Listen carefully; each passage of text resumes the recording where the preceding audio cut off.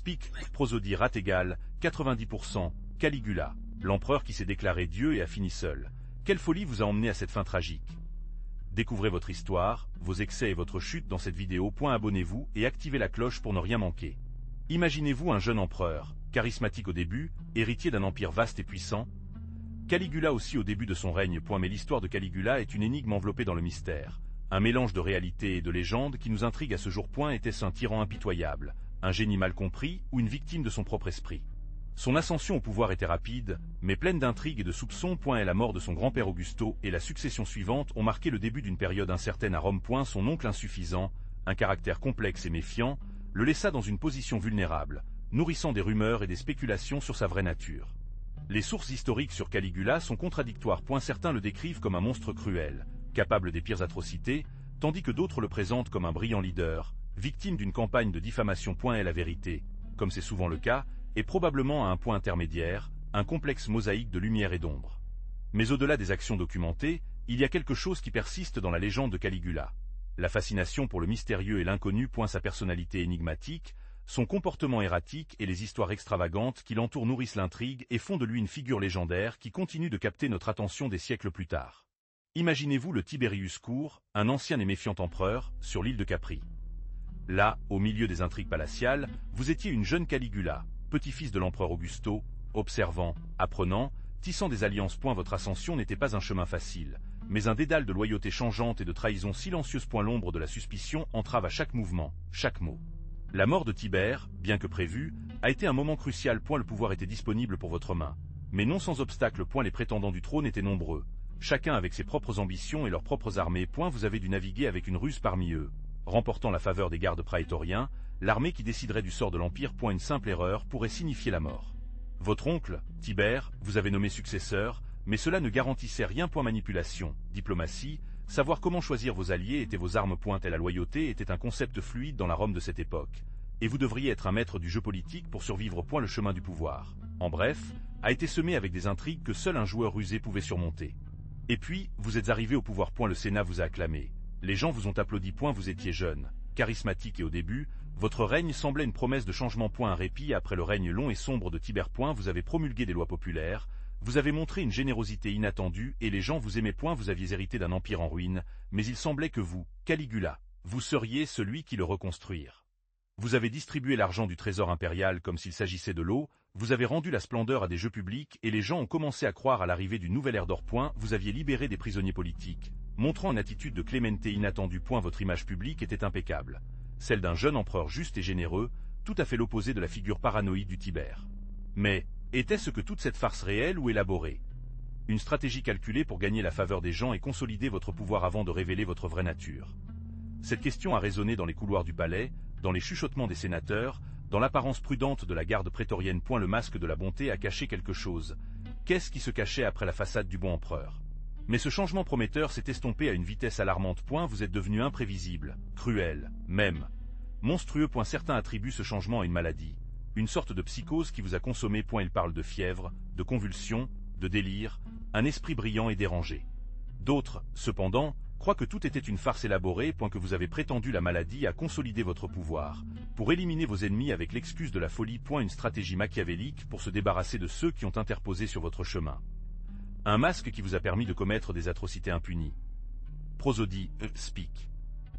Speak, prosodie rate égale 90%. La vérité, comme c'est généralement le cas, est probablement à un point intermédiaire. Peut-être que la maladie existait, mais vous l'avez utilisée à vos propres fins. Peut-être que la folie était un outil, un bouclier pour un empire d'horreur et de caprice. Quelle que soit la réponse, la vérité est que ce changement a marqué le début de votre règne d'horreur. Cette folie, ou ambition excessive, vous a amené à vous réclamer le titre de Dieu. Imaginez vous, Caligula, élevé à la catégorie de la divinité. Ce n'était pas seulement une question de pouvoir politique, c'était quelque chose de beaucoup plus profond, un besoin de culte malade qui vous a consommé. Les sénateurs, habitués à la vénération traditionnelle, ont regardé avec horreur et une peur croissante de votre ascension à un statut qui n'appartenait qu'au dieu de l'Olympe. Les temples ont été érigés en votre honneur, les statues vous ont représenté dans des poses divines, et le peuple, effrayé ou manipulé, vous a acclamé comme un être supérieur. Mais derrière cette façade de puissance illimitée, qu'y avait-il? Un homme dérangé à la recherche de réconfort dans le culte fanatique, ou un stratège machiavélique qui a utilisé la religion pour consolider son domaine? La ligne entre la folie et la manipulation est devenue de plus en plus diffuse. La divinisation ne vous a pas apporté la paix, mais plutôt une profonde solitude. Entouré de flattés et d'espions, vous étiez de plus en plus isolé. La paranoïa corrompt votre esprit, nourrissant votre cruauté et vos caprices. Le culte que vous paraissiez désespérément n'a pas commis le vide qui habitait dans votre cœur. Cette solitude, ce manque de connexion réelle, est devenu votre dernière et la plus terrible phrase. Mais cette divinité autoproclamée avait un prix. Votre coupe, Caligula, est devenue un dédale d'intrigues. Chaque sénateur, chaque patricien, chaque garde prétorien, a joué un jeu dangereux, à la recherche de votre faveur, en secret, à votre chute. Les loyautés ont changé avec la vitesse du vent et les trahisons étaient une monnaie ordinaire. Pouvez-vous faire confiance à quelqu'un où tout le monde attendait le bon moment pour vous poignarder dans le dos? Imaginez les dîners du palais, où la conversation était un masque pour le calcul politique. Un geste simple, un look éphémère, pourrait sceller votre destin ou celui d'un autre. Ils ont parlé d'honneur et de loyauté, tandis que leurs épées étaient cachées sous les toges. Vous, au centre de tout, un dieu capricieux qui a accordé et supprimé la vie selon sa volonté, sans comprendre le réseau de haine qui est tissé autour de vous. La paranoïa vous a saisi. Vous soupçonnez tout le monde, même vos amis les plus proches. Qui étaient loyaux et qui a conspiré dans l'ombre. Les purges sont devenues courantes et le sang a coloré les pierres du palais. Vos ennemis sont tombés. Mais la peur s'est étendue en tant que maladie, infectant tout le monde, même ceux qui vous ont servi avec une fidélité apparente. Et la terreur était votre outil, et le résultat, un tribunal embourbé de peur et de méfiance. Mais dans quelle mesure ces folies étaient-elles réelles? Vous vous demandez si les histoires sur Caligula sont vraies ou les exagérations de leurs ennemis. Son règne, court et brutal, a laissé une trace de rumeur. Certains parlent d'un empereur qui a épousé son cheval incitatu, lui a donné une fonction publique et a célébré les banquets en son honneur. Est la vérité ou la propagande pour le discréditer? D'autres récits décrivent des orgies excessives sans limite. On dit que Caligula aimait des sénateurs humides, condamnés à mort, et livrés à des excès sexuels. Dans quelle mesure ces histoires reflètent-elles la réalité, ou sont-elles le produit de la propagande de ceux qui cherchaient leur chute? La vérité, comme cela se produit généralement, est probablement à un point intermédiaire. Il est vrai que Caligula était un souverain despotique et extravagant, qui s'est entouré de flatteries et a agi cruellement. Mais l'exagération de ses actions, alimentée par la propagande ultérieure de ses successeurs, a obscurci la véritable image de l'empereur. Les historiens modernes essaient de séparer la légende de la réalité, analysant les sources disponibles avec un œil critique. Vous devez vous rappeler que les informations qui nous reviennent sont filtrées à travers les intérêts politiques de ceux qui l'ont transmis. L'image de Caligula, en tant que fou impitoyable, est peut-être une construction après sa mort, plutôt qu'une description précise de sa personne. Prosodie, speak. Speak, prosodie rat égale 90%. Mais revenons à sa vie privée. Imaginez le palais des souhaits, de la résidence impériale, un dédale de luxe et d'excès. Là, Caligula s'est donné à ses caprices sans frein. Nous parlons d'orgies excessives, de banquets sans fin où le plaisir s'est mélangé à la puissance de manière maladive. C'était un jeu pervers où la ligne entre la réalité et la fantaisie était floue. Il a été dit qu'il avait utilisé le palais comme scénario pour ses jeux sexuels, où l'humiliation et la domination étaient les protagonistes. Les histoires qui nous sont venues, bien que diffuses, peignent une image de dépravation qui est encore impressionnante aujourd'hui. N'oubliez pas que les sources historiques de cette période sont chargées de préjugés et d'exagérations, mais même parmi la controverse, une image inquiétante persiste. Le pouvoir absolu lui a permis de satisfaire ses souhaits les plus sombres sans conséquence. Sa vie privée était une extension de son règne, le reflet du contrôle absolu qu'il a exercé sur son environnement. Ce n'était pas seulement un plaisir physique, mais un jeu de pouvoir pervers, où l'humiliation des autres a nourri leur ego excessif. C'était une perversion du pouvoir impérial, un abus de sa position. Mais comment Caligula s'est-il connecté avec la ville? C'était une relation complexe, pleine de contradictions. A eu début. Son ascension au pouvoir a été marquée par une vague de popularité inattendue. Après la folie de Tibère, de nombreux Romains ont vu en lui un répit, un jeune empereur qui a promis un nouveau départ. Les cadeaux, les jeux publics, l'intérêt apparent pour les plans. Tout a contribué à créer une image de leader charismatique et généreuse. Rappelez-vous les scènes de réjouissance. Le soulagement collectif après des années d'oppression. Cependant, cette image idyllique s'est rapidement déroulée. Ses extravagances, ses excès, sa cruauté croissante et son mépris pour les normes traditionnelles érodaient la confiance du peuple. Et la générosité initiale est devenue une série de taxes disproportionnées pour financer leurs caprices. Public works were interrupted, while emperor's personal expense shot. Et la joie initiale est devenue la peur. Ainsi, la popularité initiale est devenue un profond rejet. L'image du jeune empereur charismatique s'estompa, remplacée par celle d'un tyran impitoyable et extravagant. Le mépris de Caligula pour les traditions et la religion romaine, sa paranoïa croissante et ses actions de plus en plus erratiques ont seulement contribué à consolider cette image négative. L'admiration est devenue terreur. En fin de compte, il est mort seul, détesté et craignait. Mais cette popularité initiale s'estompa rapidement. Et la folie de Caligula s'est manifestée dans une répression brutale. Ses ennemis, réels ou imaginaires, ont été persécutés sans pitié. Vous verrez dans cette vidéo comment le gentil sourire du début est devenu une grimace sadique, reflétant absolu et sans limite. Le Sénat, autrefois symbole du pouvoir, est devenu un théâtre de ses caprices cruels. Un endroit où la mort a traqué dans chaque coin. Les exécutions sont devenues courantes. Macabre montre le plaisir de l'empereur. Il n'y avait aucune garantie. La paranoïa a saisi Rome. Un simple murmure contre l'empereur pourrait être votre condamnation à mort. Imaginez la tension, la peur constante, l'incertitude qui a saisi la ville. L'opulence et le luxe du tribunal contrastaient brutalement avec du sang renversé dans les rues.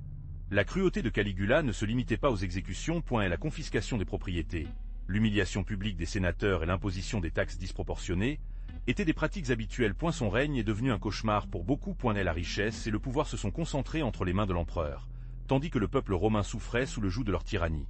Une terreur qui a divulgué dans tous les coins de l'Empire. Au Sénat romain, la graine de la discorde a prospéré. De nombreux sénateurs ont vu à Caligula une menace pour leur pouvoir et leurs privilèges. Leur comportement erratique et leur cruauté effrénée les avaient fait des objectifs potentiels de leur colère. On pouvait imaginer la peur constante qui a été inspirée dans les réunions du Sénat, où chaque mot, chaque look pouvait être interprété comme une trahison. Mais non seulement les sénateurs craignaient Caligula. À l'intérieur de l'armée, la méfiance a également grandi. Les militaires, habitués à la discipline et à l'ordre, se sont sentis mal à l'aise avec le règne capricieux de l'empereur. Le mécontentement s'est étendu sous forme de taches d'huile, nourrissant le désir de changement, même par une conspiration. Prosodie, speak. Speak, prosodie rat égale 90%. Ainsi, les sénateurs et les militaires, malgré leurs différences, ont trouvé un ennemi commun. Caligula. Et la cruauté de l'empereur, son manque de jugement et d'extravagance, ont uni ces groupes disparates dans un objectif commun. Mettre fin à leur règne. Et la conspiration, en secret, entre les ombres et les chuchotements, est devenue le seul espoir pour beaucoup. Mais la véritable obscénité, celle qui gèlerait votre sang, était dans le pillage du trésor public. Caligula, dans sa folie, a vidé les coffres impériaux pour financer leurs extravagances. Imaginez des montagnes d'or et d'argent, destinées à nourrir l'Empire, fondues pour former des statues de lui-même, ou simplement, coulées pour décorer leurs banquets. L'argent qui aurait pu garder Rome, a disparu dans le caprice d'un empereur fou. Son palais est devenu un symbole de ses déchets. Des pierres précieuses se sont installées sur les murs, les sols en marbre apportaient des carrières les plus éloignées, des banquets sans fin avec des plats en or et des délices exotiques. Alors que le peuple romain a souffert de la faim, Caligula se réjouissait d'un luxe inimaginable, une moquerie flagrante d'austérité qui caractérisait autrefois Rome. Non seulement c'était un luxe personnel. Caligula a dépensé l'argent de la ville dans des caprices absurdes. Les courses de chevaux où les participants ont été récompensés par des fortunes, des constructions monumentales qui n'ont jamais été terminées et des parties aussi extravagantes qui ont contesté toute description. Et la corruption avait tout repris, du palais aux rues de Rome, laissant derrière lui une trace de ruine et de désespoir. Mais le Sénat, ce bastion de la tradition romaine, n'allait pas faciliter la tâche. Vous savez que Caligula, avec son caractère imprévisible, l'a constamment mis au défi. Ses décrets arbitraires, ses caprices extravagants, et surtout que la vidange des coffres impériaux a déclenché la mèche d'indignation parmi les sénateurs. Ils ont estimé que l'Empire s'effondrait sous le poids de leur folie et n'étaient pas disposés à rester avec des bras croisés. Le jeu de puissance s'est intensifié. Caligula, professeur de manipulation, a commencé à jouer avec le FEU. Il a nommé et licencié les sénateurs à volonté. Sentant la peur et l'incertitude. Certains ont été exécutés sans procès préalable. D'autres ont été exilés et d'autres ont simplement disparu la nuit. Et la terreur est devenue la principale arme de son règne. Un outil qu'il a utilisé pour maintenir le contrôle du Sénat. Mais la résistance a été cachée après le masque de la peur. Des complots ont été tissés dans l'ombre, murmures dans les couloirs du pouvoir. Les sénateurs, malgré la terreur, cherchaient un moyen de mettre fin à l'empereur fou. Ce fut une lutte désespérée pour la survie de l'Empire. Une lutte contre un homme qui s'était déclaré Dieu et qui, dans sa folie, détruisait tout sur son chemin. Et la confrontation était inévitable. Mais qu'en est-il de ces réformes qui vous sont attribuées? On dit qu'il a essayé d'améliorer les infrastructures, de soulager le fardeau budgétaire des citoyens, un échantillon de bonne gouvernance après la folie. Pas si vite. De nombreux historiens croient que ces mesures, bien qu'en apparence bénéfiques, n'étaient que des outils pour consolider leur pouvoir, une façon d'acheter la loyauté du peuple avant de retourner à leurs excentricités. Réfléchissez à la construction de nouveaux aqueducs ou réparations routières. Des travaux publics impressionnants, non? Cependant, qui les a payés? Ont-ils vraiment servi le bien commun ou simplement pour élargir l'image de l'empereur, pour nourrir son ego excessif et distraire l'attention de ses excès? La diminution des impôts, en revanche, aurait pu être une stratégie pour gagner en popularité à court terme. Une concession temporaire pour garder les citoyens heureux alors qu'ils se consacraient à ces extravagances, une façon d'acheter son silence avant ces actions de plus en plus dérangées. En fin de compte, était-ce une véritable volonté de changer ou une manipulation qualifiée? Non, ces réformes n'étaient pas seulement un coup de tête. Pensez aux travaux publics qui ont favorisé l'expansion du port d'Ostia, essentiel pour le commerce de Rome. La construction de nouveaux aqueducs qui ont apporté de l'eau douce à la ville, quelque chose de vital pour leur population. Mégalomanie. Peut-être en partie, mais aussi un besoin politique. Garder les plans romains heureux, garantissant l'approvisionnement en eau et en nourriture. était crucial pour sa puissance. Prosodie, speak. Speak, prosodie rate égale 90%. N'oubliez pas que Caligula est arrivé au pouvoir après une période d'instabilité. Il avait besoin de consolider son autorité et de démontrer sa capacité à gouverner. Les travaux publics étaient un moyen efficace de le faire, de générer un emploi, d'améliorer la qualité de vie et de montrer leur pouvoir grâce à de grands projets. C'était une forme de propagande visuelle, une déclaration de pouvoir. Bien sûr, au milieu de tout cela, les excès apparaissent. On dit que certaines constructions, comme le pont flottant qui prévoyait de s'appuyer sur la baie de Baiaï, était plus une démonstration de leur pouvoir qu'un réel besoin. Un caprice impérial, une extravagance qui reflétait sa personnalité de plus en plus erratique. Mais comment séparer la mégalomanie de la stratégie politique? Mais comment cette image impériale a-t-elle été construite? Caligula était professeur de propagande. Elle a utilisé chaque outil à sa portée pour projeter l'image qu'il voulait. Une statue colossale dans chaque ville, des pièces de monnaie avec son effigie divinisée, y compris des pièces de théâtre et des poèmes qui l'ont vanté. Tout a été soigneusement orchestré pour construire un culte de la personnalité, loin de la réalité. Imaginez la quantité de ressources investies dans cette campagne. Il y avait des millions de mers pour la création d'une image puissante et presque divine. Les artistes et les sculpteurs ont travaillé sans relâche pour perpétuer l'image souhaitée, une image qui n'avait pas grand-chose à voir avec l'homme qu'il était vraiment. Cette manipulation des médias était essentielle pour maintenir le contrôle et le pouvoir. Pensez à des pièces inventées avec votre visage. Ce n'était pas de simples éléments de changement, mais de puissants outils de propagande. Chaque détail, chaque geste, chaque inscription a été soigneusement conçue pour transmettre un message spécifique, renforçant son autorité et son supposé droit divin. Et vous, que pensez-vous de cette stratégie marketing impériale? Mais cette image soigneusement construite se fissurait facilement. La loyauté de l'armée, un pilier fondamental du pouvoir impérial, a commencé à échelonner sous le poids des extravagances et de la cruauté de Caligula. Ses caprices, ses dépenses excessives et leurs purges constantes ont semé la méfiance entre les légions. Ce n'était plus une question de propagande. La survie même de l'empereur dépendait de la fidélité de ses soldats. Les complots ont commencé à tisser dans l'ombre. Les murmures du mécontentement sont devenus des plans concrets pour renverser l'empereur. La discipline militaire, une fois en fer, s'est affaiblie avec l'incertitude générée par le comportement imprévisible de la Caligula. Vous pouvez imaginer la tension palpable dans la caserne, la peur déguisée derrière l'armure. Bien que l'armée romaine soit une force formidable, l'instabilité créée par Caligula a ouvert des fissures dans son unité. Des rébellions mineures ont explosé dans différentes parties de l'Empire.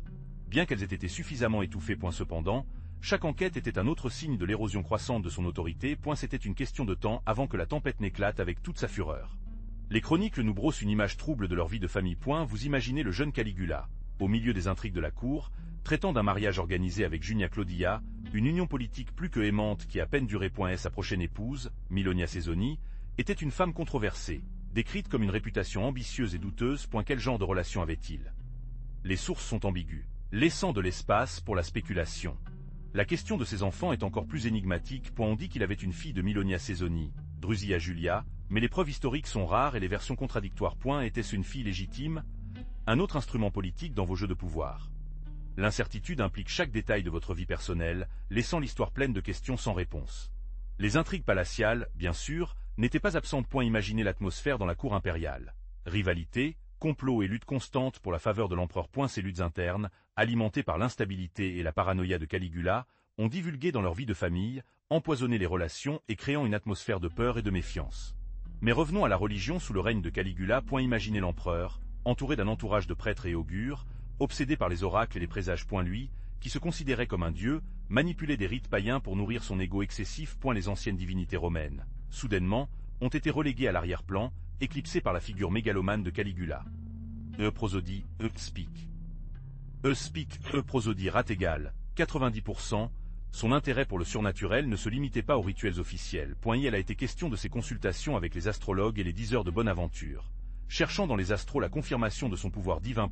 La superstition a été divulguée dans chaque décision, chaque geste, chaque caprice. C'était un mélange déroutant de croyances traditionnelles et de pratiques ésotériques, une religion très personnelle, aussi volatile et imprévisible que lui-même. N'oubliez pas que Caligula ne s'est pas limité à manipuler la religion établie. Il est venu le défier ouvertement. On dit qu'il est venu pour nommer son tors incitatus senator, un acte de sacrilège qui scandalisait la société romaine. Ce geste, au-delà de son extravagance, reflète son profond manque de respect des croyances traditionnelles et sa recherche de culte inconditionnel. Pour lui, la religion était un instrument de pouvoir, un moyen de renforcer son image de divinité. But was that delirium of great in culture reflected. Malgré sa folie, Caligula était un patron, bien que quelque peu particulier. Imaginez les travaux publics qui ont favorisé les temples reconstructions, amélioration dans l'aqueduc, nouvelles constructions. Tout cela, bien que parfois financé par des méthodes, disons, peu orthodoxes, a eu un impact considérable sur la vie des Romains. Pensez aux travaux qui ont généré, dans l'amélioration des infrastructures, un héritage.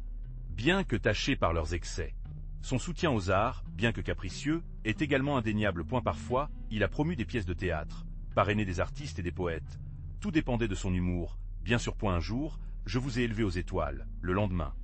Eh bien, peut-être que je vous ai envoyé dans les mines. Mais ce patronage, bien que erratique, a laissé sa marque sur la vie culturelle de Rome. Imaginez l'incertitude pour les artistes. En attendant la faveur impériale, une monnaie dans l'air entre la gloire et l'oubli. N'oubliez pas que ce patronage n'était pas altruiste. Caligula cherchait surtout pour renforcer son image et son pouvoir. C'était une forme de contrôle social, d'acheter la loyauté et le silence. Mais que se serait-il passé si j'avais un règne plus long? La culture romaine aurait-elle prospéré sous son règne? C'est une question qui nous laisse penser à un historique, ce qui se passerait si, les œuvres qu'il a laissées, cependant, restent un témoin silencieux de leur héritage. Mais revenons à l'économie qui, sous Caligula, a connu une étrange influence. À eu début, il a hérité d'un empire financièrement solide. Grâce à Tibère. Vous pouvez imaginer le luxe débordant de la cour, des banquets opulents et des cadeaux extravagants. Mais cette abondance initiale n'a pas duré longtemps. Caligula, avec ses caprices excessifs, a commencé à gaspiller les coffres impériaux à un rythme vertigineux. Leurs dépenses exorbitantes dans les projets pharaoniques, dont beaucoup inachevés ou sans signification pratique, ont généré un déficit monumental. N'oubliez pas qu'il a construit un pont au-dessus de la mer, puis lui envoyé le démantèlement. Pensez à l'impact de leurs caprices sur les gens, au mécontentement croissant des taxes élevées et au manque d'investissement dans des domaines cruciaux. La dévaluation de la monnaie, une conséquence directe de sa mauvaise gestion financière, a aggravé la situation. L'inflation a tiré, appauvrant la classe moyenne et augmentant l'écart entre riches et pauvres. Le mécontentement populaire s'est développé, nourrissant le climat de l'instabilité politique qui, enfin, aboutirait à sa fin tragique. Une leçon amère sur le pouvoir destructeur de la folie et de l'irresponsabilité. Mais ce luxe, ce pouvoir absolu, a semé la graine de sa propre destruction. Vous imaginez Caligula, entouré de flattés, aveugle à la vague croissante de mécontentement. Les sénateurs, puissants et coutumiers à un certain niveau d'influence, ont vu leur vie et leur fortune à la merci du caprice impérial. Ces murmures, autrefois discrets, ont commencé à résonner plus fortement dans les couloirs du pouvoir. Les complots, initialement isolés, ont commencé à tisser un réseau de résistance. Vous imaginez ces hommes, en secret, leur visage illuminé par la faible lumière d'une lampe à huile, chuchotant des plans pour se débarrasser du tyran. Chaque rencontre, un risque mortel, chaque mot, un pas plus près de la liberté ou de la mort. La peur, cette complication silencieuse de la tyrannie, est devenue un allié inattendu de conspirateurs. Et la terreur que Caligula a infusée chez ses sujets, paradoxalement, les rejoignait dans son désir de mettre fin à son règne. Vous pouvez sentir la tension dans l'air, le poids de l'oppression, l'étincelle de la rébellion sur le point de s'enflammer. Prosodie speak. Speak prosodie rat égale 90%. Alors, imaginez. Le mécontentement est devenu un complot silencieux, un réseau fantôme tissé parmi les sénateurs, les militaires, même certains de leurs propres gardes praétoriens. Tous fatigués de leurs caprices, de leur cruauté, de leurs excès. Et la patience s'était épuisée. Un groupe de conspirateurs, dirigé par Casio Correa, capitaine de la garde prétorienne, préparé à agir. Le moment était crucial, une décision entre le désespoir et la liberté. La journée est venue avec une atmosphère pleine de tension. Caligula, inconscient du danger, traversa la salle des palais impériaux, insouciant, comme si le monde se tournait à volonté. Mais ce jour-là, le monde allait lui donner une leçon. En marchant vers le théâtre, où il s'attendait à une représentation, les conspirateurs l'ont approché. L'épée bondit. La scène était rapide et brutale. Et la fureur contenue pendant des années a explosé en un instant. Caligula, l'empereur qui se croyait un dieu, est tombé sur la froide réalité de sa propre mortalité. Les coups étaient nombreux, impitoyables. Une fin aussi violente que leur règne. Son corps est allongé sur le sol, entouré de la confusion et du sang de sa chute. Avec Caligula mort, la terreur qu'il avait semée pendant son règne a pris fin. Sa sœur Drusilla, qu'il avait divinisée, ne pouvait pas éviter son destin mortel. Et la fin de son règne a marqué un tournant dans l'histoire de l'Empire romain. Un rappel que même le pouvoir absolu a ses limites, et que la cruauté, tôt ou tard, trouve toujours sa punition. Alors, imaginez, la tension est palpable. Casio Correa, une tribune de la garde prétorienne, mène le complot. Il, ainsi que d'autres officiers de mécontentement avec le règne de Caligula, planifient leur meurtre avec une précision millimétrique. Et la scène se déroule dans le couloir d'accès au palais. L'empereur, confiant sa possession, s'éloigne vers son destin. Soudain, le silence se brise. Et la feuille de Casio est coincée dans le corps de l'empereur. L'horreur prend le contrôle de la scène. Les conspirateurs, quittant les ombres, l'attaquent sans pitié. Caligula, dans son arrogance, n'a jamais soupçonné l'ampleur de l'intrigue contre lui. Son règne d'horreur se termine brusquement, dans un bain de sang. L'empereur, blessé à mort, tombe au sol. Ses cris de douleur et de désespoir résonnent dans les couloirs du palais. Et la scène est chaotique. une erreur d'acier et de 100 points les conspirateurs, avec l'adrénaline supérieure, mettent fin à leur travail avec une efficacité brutale. Le corps de Caligula est inerte, marquant la fin d'un régime de folie et de tyrannie. Après sa mort, la silhouette de Caligula a été transformée. En tant qu'empereur impitoyable, il est devenu un monstre mythologique, une légende alimentée par la peur et la nécessité de justifier son meurtre. Les sénateurs, responsables de leur fin, ont manipulé l'histoire, en magnifiant leurs excès pour légitimer leurs actions. En tant que spectateur, vous devez comprendre que l'image que nous avons de Caligula est profondément biaisée. Des rumeurs se propagent sur leur prétendue folie, leurs orgies, leur inceste, leurs extravagances. Mais combien y en a-t-il dans ces histoires? De nombreuses accusations contre lui ont été exagérées, voire inventées, pour dénigrer sa mémoire et justifier le coup d'État. N'oubliez pas que la propagande a joué un rôle crucial dans la construction de son image postérieure. Au fil du temps, l'image de Caligula allait encore plus. Elle est devenue synonyme de tyrannie et de folie. Un exemple de la façon dont le pouvoir absolu corrompt absolument. Cependant, il est important de séparer le mythe de la réalité. Analyser les sources avec un œil critique est essentiel pour comprendre qui était vraiment Caligula, au-delà des légendes qui l'entourent. Mais qu'est-il vraiment arrivé à l'image de Caligula? Après sa mort, la propagande a radicalement changé. Ses ennemis, la même qu'il avait assassinée, étaient responsables de la construction d'une image monstrueuse. Ses folies, sa cruauté, ses excès ont été exagérés. Les histoires ont été inventées, les faits étaient déformés. De cette façon, son élimination était justifiée et la puissance de ses successeurs a été consolidée. Avec le temps, cette image déformée a été renforcée. Les écrivains et les historiens, influencés par la version officielle, ont perpétué le mythe de Caligula en tant que tyran fou et immoral. Sa vie personnelle, ses caprices et ses excès ont été amplifiés, devenant des éléments centraux de sa légende noire. Ainsi, la vérité sur son règne a été perdue dans une mer de rumeurs et d'exagérations. Prosodie, speak. Speak, prosodie, rate égale, 90%. Pendant des siècles, l'image de Caligula a été moulée par cette manipulation historique. Elle est devenue un archétype de l'empereur fou, un exemple de pouvoir absolu corrompu. Mais combien de ce que nous savons de lui est vrai? Combien coûte le produit de la propagande et de la distorsion intentionnelle? La réponse est probablement à un point intermédiaire, perdu dans le labyrinthe du temps et les intentions de ceux qui ont écrit l'histoire. Mais, le monstre que l'histoire, écrit par ses ennemis, nous a-t-il vraiment calculé? La vision moderne offre une perspective plus nuancée. Et la fiabilité des sources anciennes est remise en question, dont beaucoup écrites par des sénateurs romains qui ont cherché à le discréditer pour justifier leur meurtre. Imaginez un instant la pression qu'un jeune empereur devait ressentir, en supposant le pouvoir au milieu des intrigues palatiales et avec une santé mentale peut-être fragile.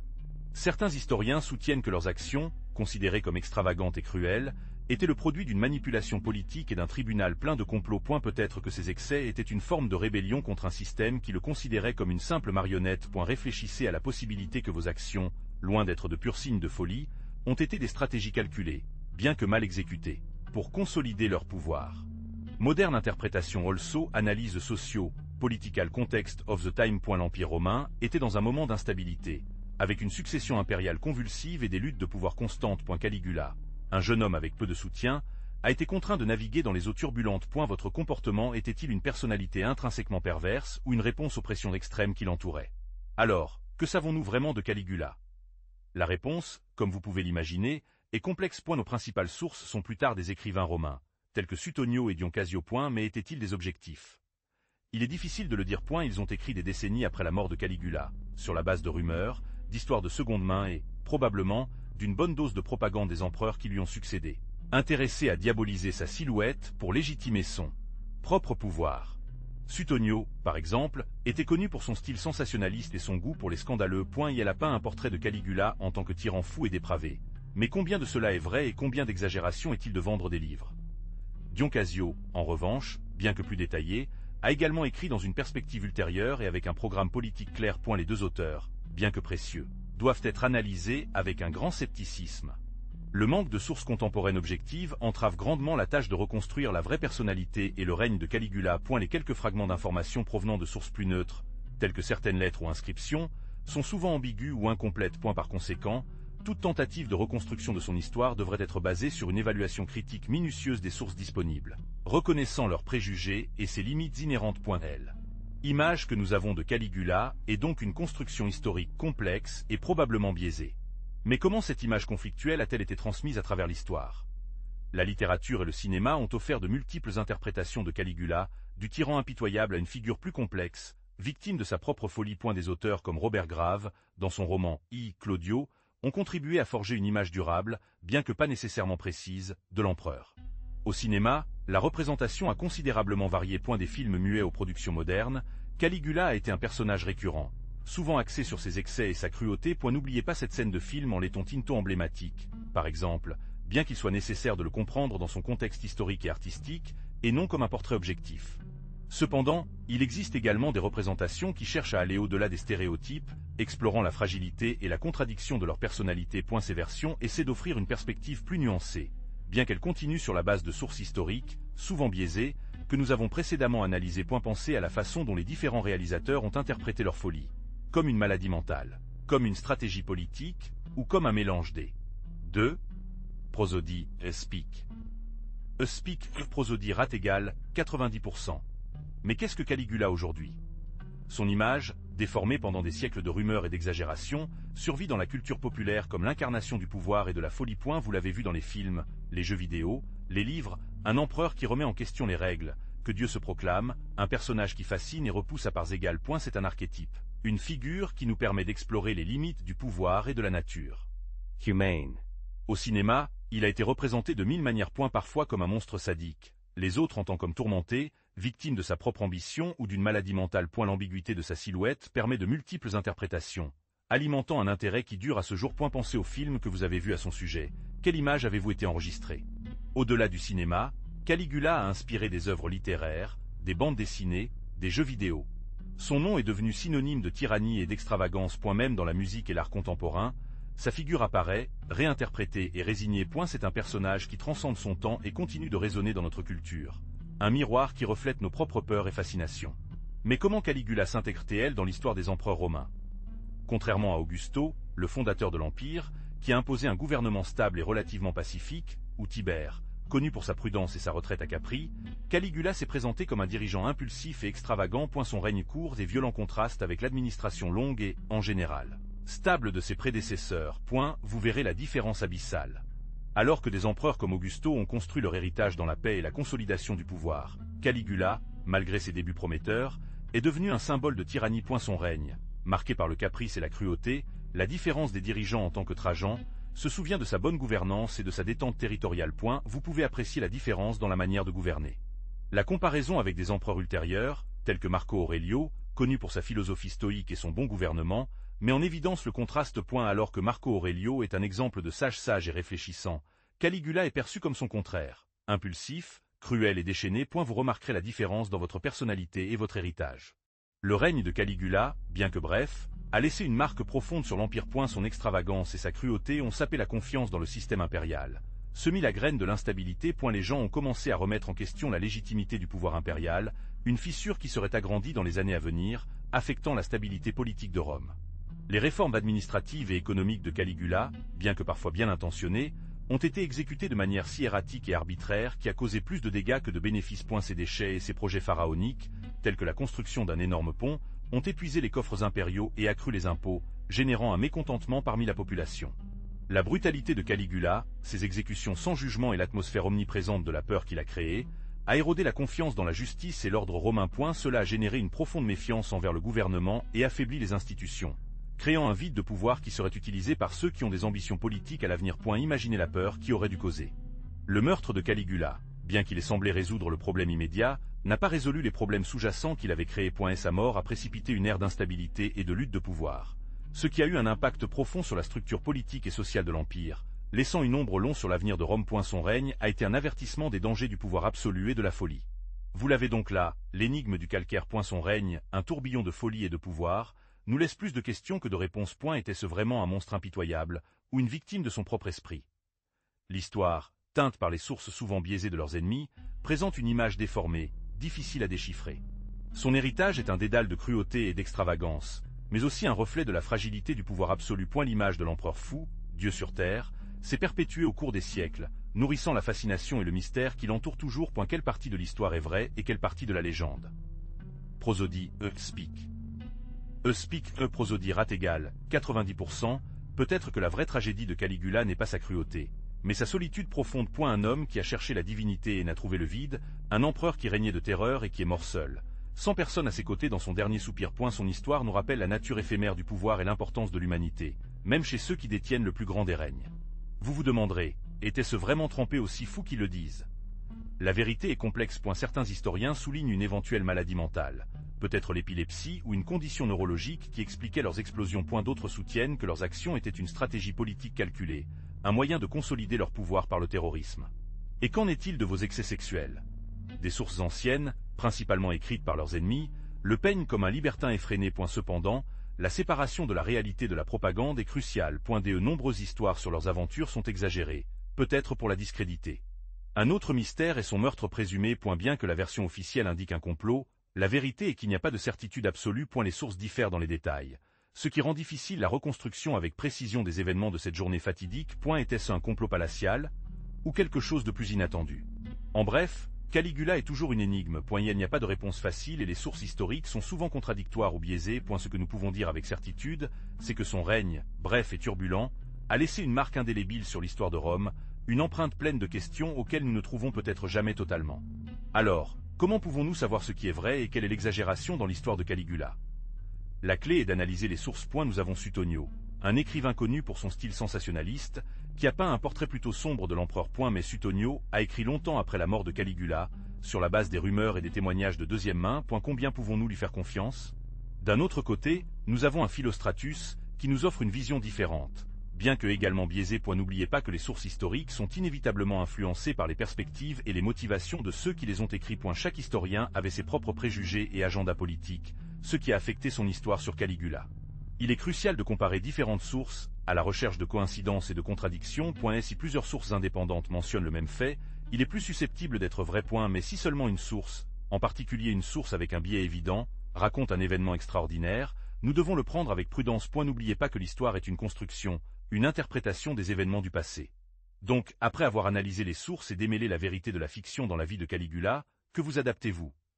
Pas une simple histoire de folie, mais une leçon complexe sur le pouvoir absolu. Imaginez le poids d'un empire sur vos épaules, le contrôle total de la vie et de la mort de millions. Comment cela vous affecterait-il? Caligula nous montre, avec ses excès et sa cruauté, les dangers de la concentration illimitée de pouvoir. Son histoire est un miroir qui reflète la fragilité humaine, même dans le summum du pouvoir. Sa paranoïa, ses caprices, sa déconnexion croissante de la réalité. Tout ce qui nous rappelle que, sans contrepoids, sans limite, même l'empereur le plus puissant peut tomber en ruine, en solitude et en folie. N'oubliez pas que l'histoire ne juge pas. Observez simplement. Ce qu'il observe à Caligula, c'est un avertissement. Le pouvoir corrompt et le pouvoir absolu corrompt absolument. Cette phrase, inventée longtemps après la mort de Caligula, résume parfaitement son héritage. Non seulement c'est un avertissement concernant les dangers de l'autoritarisme, mais aussi une réflexion sur la nature humaine. Votre propre ambition, votre désir de contrôle, où est la limite? L'histoire de Caligula vous invite à réfléchir à cela, à considérer les conséquences de vos actions, même les plus petites. Ainsi, nous arrivons à la fin de ce voyage à travers la vie de Caligula. Pour construire ce récit, j'ai eu recours à une variété de sources, des œuvres classiques de Suetonio et Dion Casio, à une analyse moderne d'historiens tels que Barbara Levick et Ronald Sim. Ces interprétations divergentes ont été cruciales pour peindre un portrait aussi complet que possible, bien que toujours conscient des limites des sources anciennes. Prosodie, speak. Speak, prosodie rate égale 90%. Je tiens à remercier particulièrement les chercheurs qui ont consacré leur vie à déchiffrer l'énigme de Caligula. Leurs enquêtes m'ont guidé dans ce processus. Ces livres, articles et essais ont été essentiels pour assembler cette histoire. N'oubliez pas que l'histoire, en particulier l'ancienne, est un puzzle complexe, et il n'y a pas de pièce unique qui a toutes les réponses. Je vous encourage à explorer ces sources par vous-même. Rechercher des informations supplémentaires. Lisez différentes perspectives et formez votre propre opinion. L'objectif de cette vidéo n'est pas d'imposer une vérité définitive, mais de vous offrir une perspective compréhensible d'un personnage aussi fascinant et contradictoire que Caligula. La recherche de connaissances est un chemin continu et passionnant. Rappelez-vous cette image de Caligula, jeune et ambitieuse, montant au pouvoir après la mort de Tibère. Imaginez maintenant les somptueuses parties du palais impérial, le luxe débordant, l'opulence qui l'entourait. Pensez aux banquets sans fin, au vin coulant comme une rivière, au rire effréné des courtisans, et lui, au centre de tout, appréciant le pouvoir absolu. Il visualise maintenant Caligula dans le cirque, entouré par la foule qui l'a acclamé ou l'a hué. Lui, impassible, observant des courses de voitures, les difficultés de gladiateurs, le spectacle sanglant qui offrait du plaisir et du pouvoir. Imaginez le rugissement du public, le sable parsemé de sang, l'odeur de la sueur et de la peur. Et puis, pensez dans des moments d'intimité, ou ce qui est considéré comme l'intimité pour un empereur. Caligula avec ses amants, dans les jardins du palais, dans les chambres privées, entouré d'un luxe inimaginable. Scène de plaisir et de déclin, un contraste brutal avec le pouvoir qu'il détenait. Un bref moment de vulnérabilité au milieu du chaos. Enfin, imaginez la fin. Un isolé, redouté, entouré d'ennemis et de paranoïa, une silhouette solitaire dans son palais opulent, conscient de sa propre mortalité, de la solitude de son pouvoir, de l'instabilité de son règne, est la fin d'un empereur qui se croyait un dieu et est mort seul. Mais que s'est-il passé dans l'esprit de Caligula? Après la mort de Tibère, la charge de l'Empire est tombée sur ses épaules, un jeune homme inexpérimenté qui, malgré son intelligence initiale, a succombé à la pression et à la corruption du pouvoir. Imaginez la solitude au milieu d'un luxe excessif, paranoïaque carcomis, l'incapacité de faire confiance à quiconque. C'était peut-être la graine de sa folie, l'immense responsabilité qui l'a écrasé.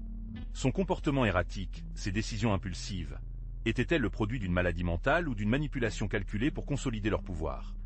Certains historiens indiquent une psychose, d'autres d'un trouble de la personnalité. Quoi qu'il en soit, sa psychologie est une énigme fascinante, un mélange de génie et de cruauté, de lucidité et de délire. Vous, que pensez-vous que vous avez vraiment traversé la tête? Le pouvoir absolu corrompt absolument, disent-ils. Dans le cas de Caligula, cette phrase facture une pertinence particulière. Le manque de limites, l'adulation constante, l'absence de contrepoids, tout a contribué à nourrir son ego excessif et à exacerber ses tendances plus sombres. Son règne, un tourbillon d'excès et de cruauté, est le reflet d'un esprit fracturé, tourmenté par des démons internes. J'espère que vous avez apprécié ce voyage dans le passé. Caligula, un empereur fascinant et tragique. Et si vous l'avez aimé, aimez-vous et abonnez-vous pour en savoir plus. Que pensez-vous de votre règne? Laissez-le dans les commentaires. Prosodie et Speak.